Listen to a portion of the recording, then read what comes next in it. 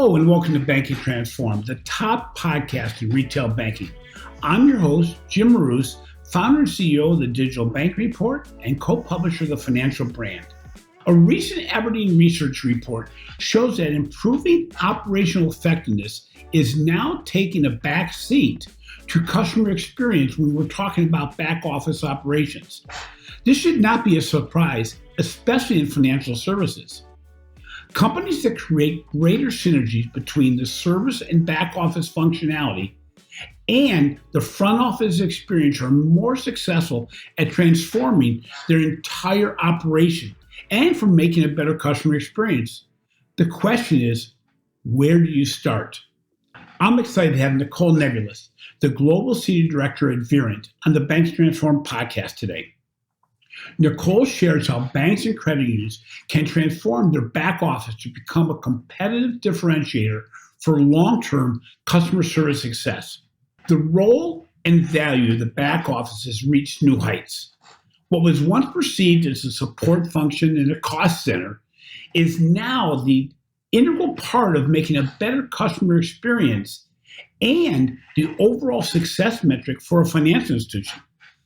Banking leaders must expand their focus on back office activities from being purely operational in nature to becoming a key component of their customer experience programs and their financial health.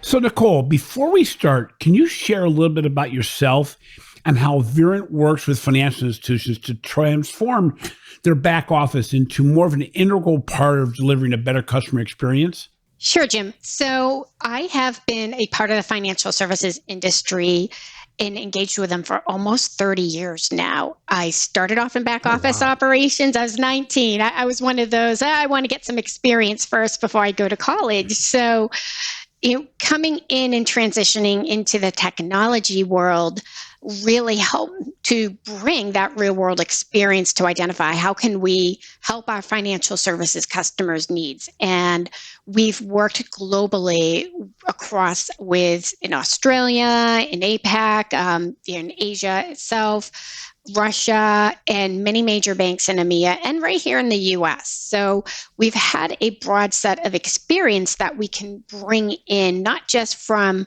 a branch banking and contact center perspective, but also what's near and dear to me is the back office. So our products really are around creating that one workforce. Quite often people are investing in how can I automate giving a customer self-service? How can I automate tasks? How can I automate processes? You're really focused on the work item itself.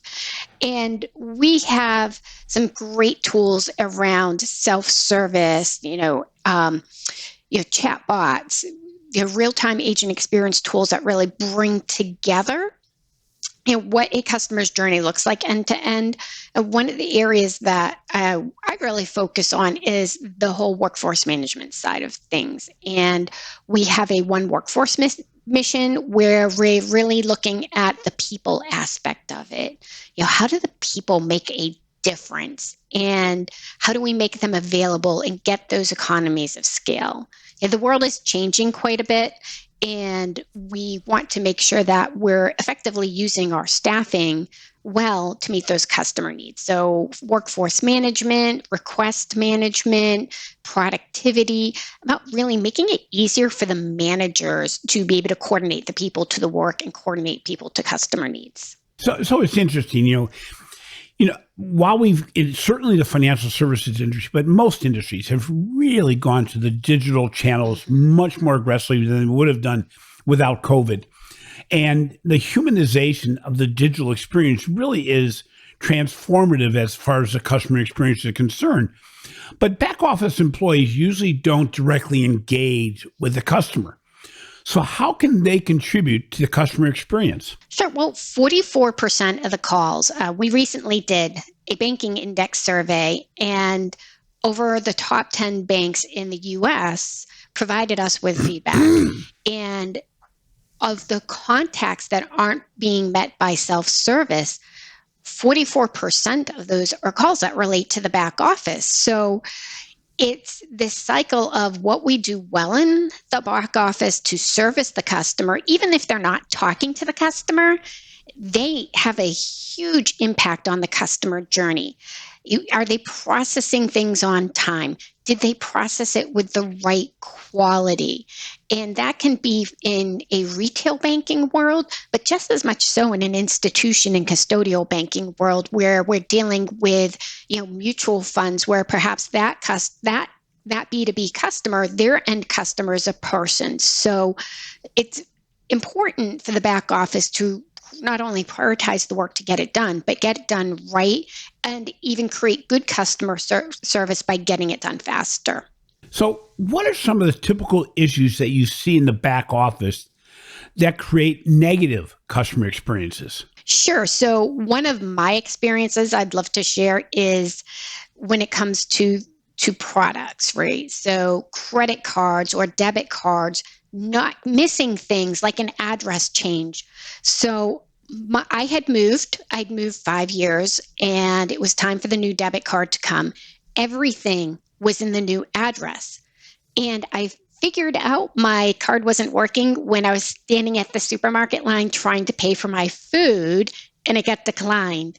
And the worst part is people I knew were in line. So I knew I had money, but I was still super embarrassed. And when I called the bank, they advised me, well, we sent it. And well, what address did you send it to? They sent it to the wrong house. I wasn't even there. So beyond the embarrassment, there was also that risk and that concern because data privacy is so important. Fraud is one of those things that's top of mind. So when we're not making account updates properly, when we don't have a seamless link across all of our back offices, when we enter in a transaction incorrectly, and whether it's in the front office or whether it's in the back office, processing a wire transfer or setting up ACH payments for payroll, even processing or having a gap in ACH can impact somebody getting their paycheck. And from a consumer perspective, there's a real impact there. It can easily become like monopoly money, but if I'm living paycheck to paycheck, that sometimes can be the choice in what sacrifice do I make for my quality of living. Maybe if I have kids, I have to choose to feed them over feeding myself. So, and when we look at those quality issues, whether it's processing to make sure the right product gets out, making sure that we are inputting the right information, making those updates, those are quite often the errors, and it's due to a lack of focus on the work, which conversely means getting things done in a timely manner. So if I need to have my debit card, or if I need, and people still amazingly do use checks, I need to get that on time so I can pay bills, or so I can pay, for example, maybe I have to pay for my child to be in a summer class or a sporting event. So, lots of real impact there from a back office perspective. Well, it's interesting. The back office problems that you mentioned are not new to the banking industry. But what is new is the ability to automate certain processes and integrate the human aspect to those automated processes. When you're looking at a financial institution, you're starting to engage with Verint. How do you draw the line between what should be automated and digital and what's human? I mean, there's got to be some things you go, really, we've got to automate that to enable our humans to do more impactful work. But is there a delineation that's easy to determine for back office?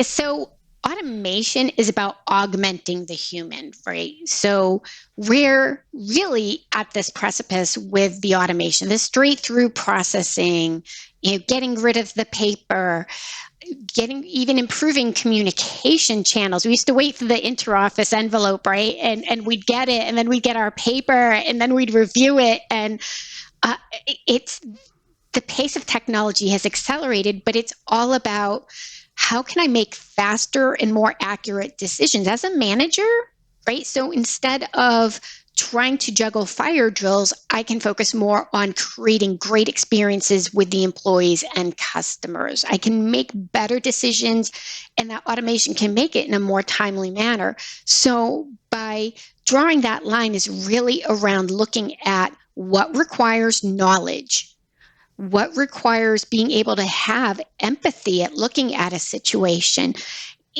I've seen credit unions, for example, will look at a situation and they'll have a conversation, and then they'll look at, well, should I, approve a loan for, or even pursue this for somebody starting up a business? And conversation creates empathy. Conversation and human element gain context that you can only have as a human. So it's really important to look at what's the easy stuff to go ahead and automate and make everybody's lives easier, maybe improve or employee engagement. So an example of what we do here is we have a mobile app, right? And I can easily take from my phone, I can look at my performance remotely. I can sign up for a shift in the back office. I can ask for time off, all from my phone.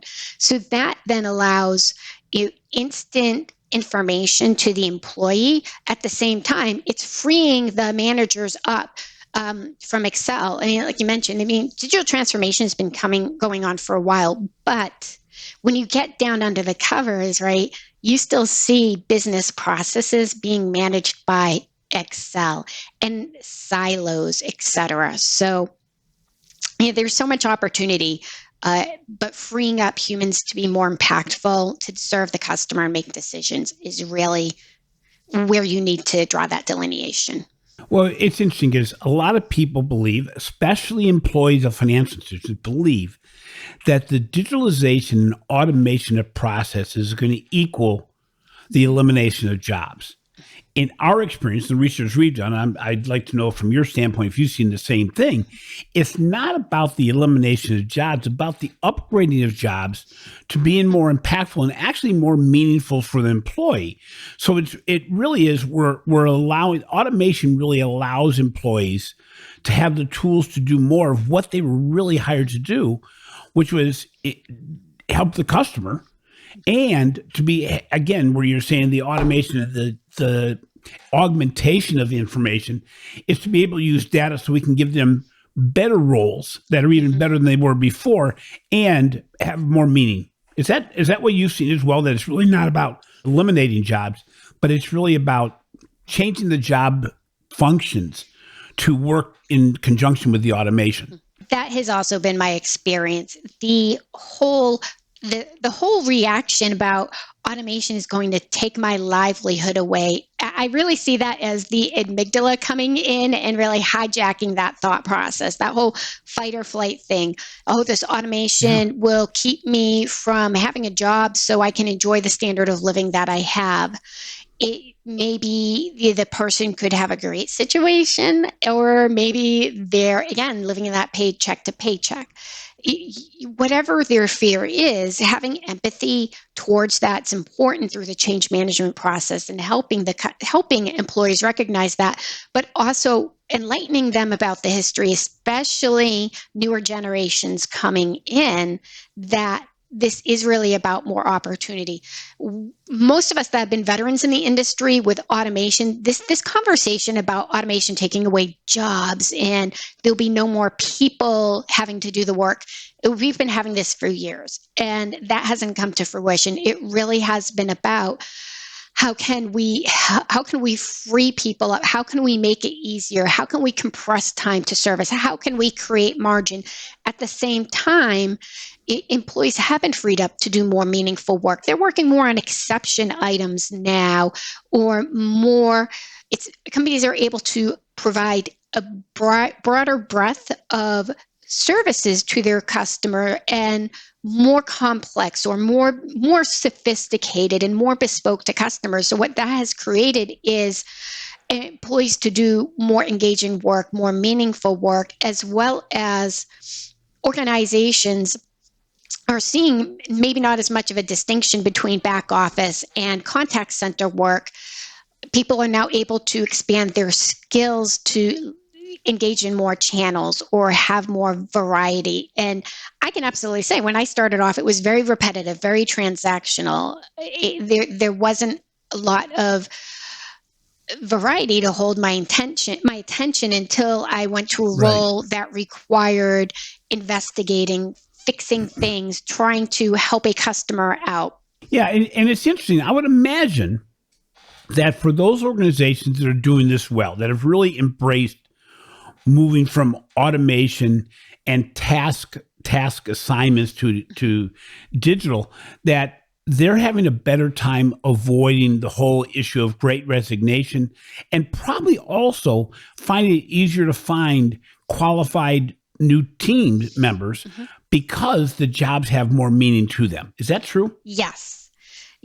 And organizations that are building in resiliency to keep their employees engaged, those are the ones that are standing out above others. So, for example, if I am, when I look at the work being done, am I able to look at somebody and look at their skills and say, how can I talk to them about leveling up? How can I give them real-time information so they can even make decisions to go to their managers and say, I want to have this opportunity to try a different type of job or skill. It's really pivoting away from that managing and coaching people with a ruler to talking about how can we be supportive and how can I use the tools and automations to create that culture of continuous improvement, that culture of lifting up my employees versus lifting them down. At the end of the day, if my manager comes to me and says, why didn't you write the sentence this way? Why didn't your productivity hit 90%? Like immediately whenever somebody asks why, that defensive mechanism goes up. But when you change the cultural conversation and you're investing in the tools to support that conversation, and it's about how could I help you? How can I make you be successful? How can I educate the employee and give them that visibility to customer experience? That's partnership. That's partnership. And it's also recognizing people in the back office, we add value. And I always say we because I've just felt like I've never left the back office, but I've always felt I know that feeling really well. Right? Yep. So I always feel like we get no credit. We get no credit for the customer, but the salespeople, the ones bringing the accounts in, the people in the contact center, man, they're getting all these tools to help them out. And I'm like, and people still like, well, what about us? Don't you recognize what we do? And that recognition, that just makes a huge impact in making people feel valued. It's interesting. Your organization has done some research on this, but we've really, as an industry, moved from automation and back office being a cost center and being something that we try to drive efficiency out of. We try to, squeeze blood out of a beet or whatever that saying is, and employees can read between the lines. They can see if you're really living what you're saying as opposed to not doing so. And I think, your research showed that organizations across every industry, but especially the financial service industry, have really embraced the back office now as being a way to differentiate the customer experience as opposed to simply trying to get as much out of people and technology as possible from an efficiency and a cost standpoint, correct? Yeah, that's correct. And we've done some studies in which we've pulled together the information into what we call the engagement capacity gap, which because of all the innovation and because we can offer more to our customers and customers have new demands now, what we see is those expectations are going up, right? But our resources to support them are here, and you can't hire your way out of that problem. So you have this gap between the resources you have and customer expectations. And so how do you handle that? Well, organizations are really forced now to look at the whole organization, and that's really bringing them to look at the back office. I see it at an analyst level. Talking about operational efficiency is a big thing. Talking about looking at reframing, reimagining the way that we think about customer experience. And so I'm excited that the back office is finally getting its due. It's taken a long time, but Yeah. it's great to see the companies that are most innovative. They're starting to, they're investing even more. So it's interesting. This all makes sense. It's interesting how many interviews I have on this podcast where we talk about things that I would say are just common sense. Mhm. Okay. It seems to be very common sense. Yet not every financial institution embraces what we're talking about. They know it makes sense. There's a common knowledge there, but they don't move forward. So when when you visit financial institutions, what usually stands in the way of of organization improving their back office for a customer experience rationale? Is it data? Is it technology? Is it leadership? What stands in the way of people doing what's necessary to make a better customer experience as opposed to just lower cost? There's a number of dynamics, Jim, and I like to think about it sometimes as the silos, the Game of Thrones mentality where I have to defend my kingdom and I have built this. This is what we do. This is why we're successful. And this sometimes gets in the way of making decisions that are best for the company. So sometimes it's culture, sometimes it's relationships, that agency problem, right? Of somebody focused on their benefit, but often budget becomes an issue. Where do I spend it, right? I have scarce budget and I have to be smart where I spend it. And if I'm not smart about where I spend it, that's going to come back and bite me. So most often decisions are made based upon whatever is in trend at the moment and what I feel safe with. So RPA, for example, great. You made a great investment in RPA. It's really good. But I earlier in the year, I was lucky to have a conversation with Ellen Carney of Forrester, and she represents the insurance services industry, but there's a lot of parallels between the two.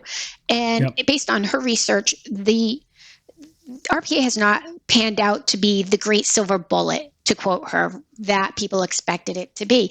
And it's true. I often look at RPA has become more sophisticated, but back in the day, we were writing our own automations. We used to call them macros, and we found ways to try to eliminate some of the tedious activities. And granted, it was more rudimentary in nature. RPA is really what it's done is it's gotten rid of, taken the risk out of some of the rogue stuff that used to happen. And but it's also been very impactful at processing transactions, right? It's elevated. But at the end of the day, there's still people getting work, right?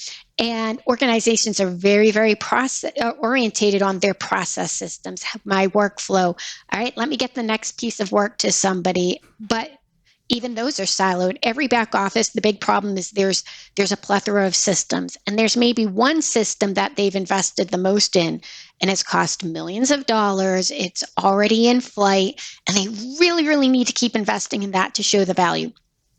And it's really simple. You can give somebody a piece of work all you want, but it doesn't mean they're processing it at the velocity it doesn't even mean that they're focused 100% on it. And things like chat distract people, or lack of skills make them take longer to do. So it's like you've told somebody that they have to go participate in a race. And so you're going to go participate in this race and you have to get in the boat. And here's this oar, right? But you're not doing anything about making sure, and not only are people rowing that boat at the right rate, but are they rowing it even the same way? Did they even show up at the right river? So great, you gave them a piece of work to do. My other favorite analogy is for those of us that remember is the cartoon Family Circus. One of my favorites growing up. It was like the first thing I read, but Little Billy. And if you don't know, go look it up. Little Billy would be given something to do by his mother. Go put the mail in the mailbox. But Billy would go everywhere else, and then he'd miss the mailman, right? So great, you gave somebody a piece of work, but how are you going to make sure it really gets in? the systems really, even if it does have a prioritization mechanism, it doesn't guarantee they're fully focused, which is really where we see problems like quality manifest. And for many, I think many technology folks, really getting them to make decisions that have balance is important. It's interesting to bring this up because so many things you mentioned ring a bell. And, we always say that simply automating current process and procedures is not the right answer. Because if you get into the true automation and modernization of your back office technology for the customer experience benefit, you really have to rethink the way you did things. Because if you simply do them faster, it doesn't mean it's going to be better. Mm-hmm. And it's not going to be able to be at scale. And you also talked about existing technologies. So how important, from your perspective, do you see the collaboration between third-party providers, such as Verint, mm-hmm. to transform the business at speed and scale over and above what can be accomplished by possibly existing partners? Because that's not necessarily mm-hmm. their key business quality, their key business advantage. Right. It's looking at how can we, it's really about partnering to say, how do we overlay what you have, or how can we take a load off? Because it's a double-edged sword. If you have multiple different capabilities in place, whether it's homegrown or a disparate use of tools like Excel, you have your core competency really is about trying to serve the customer. How are you creating revenue for yourself? So letting organizations like Verint say, how can we give you something to improve your customer experience? That's our core competency. Managing right. people, we're consistently investing in those things, and we're getting feedback from multiple financial services organizations. So we're able to look at their feedback and create something that's best of breed in eliminating that internal bias that you get internally. Well, it's so important because you look at Verint, you specialize in a component of the overall banking technology back mm-hmm. office. You're very good at what you do, but you also have the ability to bring case studies and examples mm-hmm. of where you've made mistakes, yes. but also where you've done things that are extraordinarily powerful with other financial institutions, that if a person tries to build it from within mm-hmm. or tries to build it with an existing provider that this is not their specialty, you're not going to optimize scale, mm-hmm. and you're certainly not going to optimize speed, because you're going to get a blend of what's out there. And it's so important, especially now when there's so many priorities on the table, to know, what do you spend the money on? Mm-hmm. What kind of impact can it be? And, Verint, I'm sure, can go to a financial institution and say, here's what the return is going to be. Here's how we're going to impact customer experience. And we talk about this all the time, that if the back office is not efficient, you can't make the front of the screen be a good customer experience. You can only put lipstick on the pig for so long before it impacts you negatively.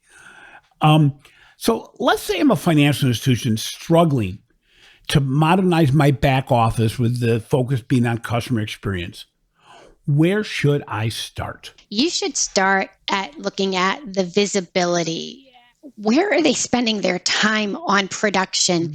It's so simple. And the most common response I get back is, well, I see they're working. I know they're working. Look, they're logged into the system. It's usually point in time. We're in a world we can't do virtual walk-around management anymore. And as organizations have become more distributed in their back offices, you can't be every place at once. So looking at how can I bring in technology and use it in a positive way, almost use it like a Fitbit for employees, right? What does my desktop activity say I'm spending my time? My phone or my little watch here is going to tell me how many steps I took. And desktop analytics is going to give me an idea of where am I focusing? And that allows me to self-adjust. But it also allows me to say, but I'm out of work. So, can I be proactive and get some more work? But at the same time, analytics does not go far enough on a desktop. And this has always been where our customers like to see that balance. It's really about, well, what kind of plans have I made? And am I intentionally setting up for my resources to spend 40% of their time in non-production activity versus it was 60% in production? And these resources were planned to be in production 80% of their time, or 90% of their time, not when they're supposed to be in production, not when they're in breaks or lunches. So of course you planned resources and you're taking them out. Well, no wonder why you're falling behind. And then there's the on the fly taking them out. And this is always a challenge because depending who the leader is, somebody may come up and say, hey, Jim, I need you to work on this special initiative, and do that with a few other people. So there's that hidden. We're just not aware of it. Okay, so finally, Liz, as we look forward, what do you see as a trend or a couple trends that financial institutions are going to see as they try to integrate their front office and back office for an improved customer experience? So I see organizations embracing that one workforce approach, which is looking at the fact that customers want to interact on their own channel of choice, and they want to be able to pick up conversations where they left off. They're gonna look at how their employees want the tools to get the job done well. So that real-time support, but centralized knowledge to quickly answer questions and really bolster their confidence, right? So, and then organizationally, they want to look at ways that they can attract and retain some of the top channel and engage and make it more seamless for humans and bots to work together. You're really having a fully connected experience is where these organizations are going. And so it's about one company, right? How do we become that employer of choice? How do we make that job mobility? How are we improving collaboration? How are we bringing in the right candidates? Are we optimizing our resource plans? And can we make sure that we're giving those employees the right things for a source of truth? So what it distills down to is, AI powered platforms looking at making sure that we have a best of breed platform that can actually provide all those things and talk to each other, right? Because siloed systems create even more complexity. So what do I have around orchestration and knowledge with that customer experience? What am I doing with quality and compliance? So more quality and compliance solutions, and not just your typical, let me do a quality check in the back office, but can I actually see how somebody process some work as they're doing it? And can I look for best practices that I can scale across the organization?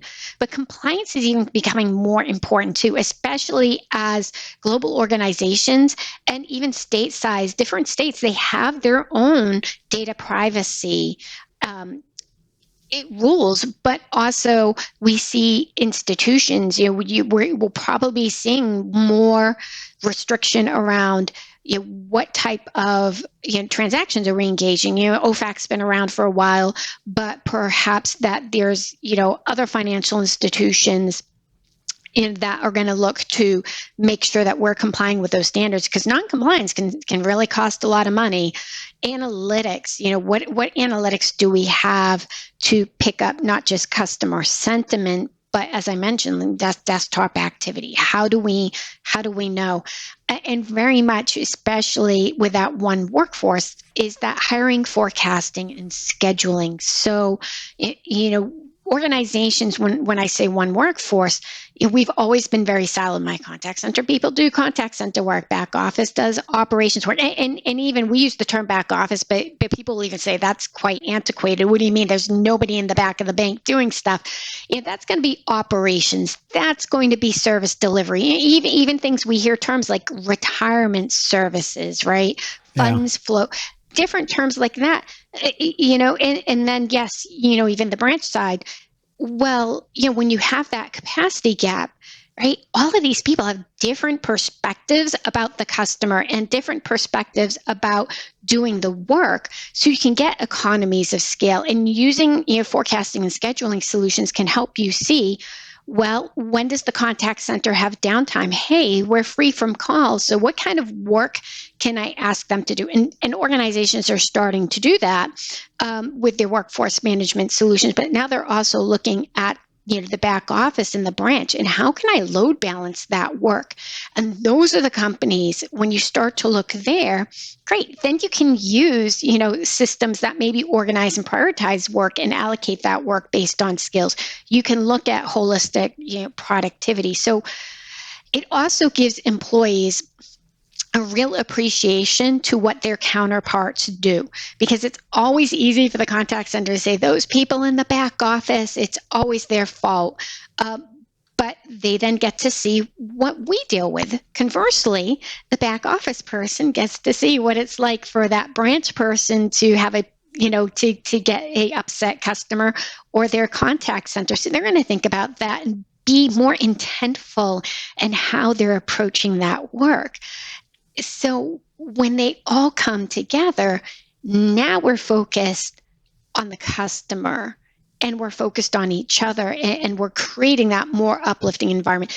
Happy employees create happy customers, and happy customers come back and they invest more in your organization. Nicole, it's been great having a conversation with you. Thank you so much for sharing with us some of the ways that organizations can really transform their back office, their operational system, all the other names we want to make that, into more of a customer-focused organization and support team. So thank you again for being on the show. Thank you very much, Jim. It's been a real pleasure to be here with you today and really converse with somebody else who loves not just the technology, but really understanding what business users' needs are. So thank you so much. Have a wonderful day.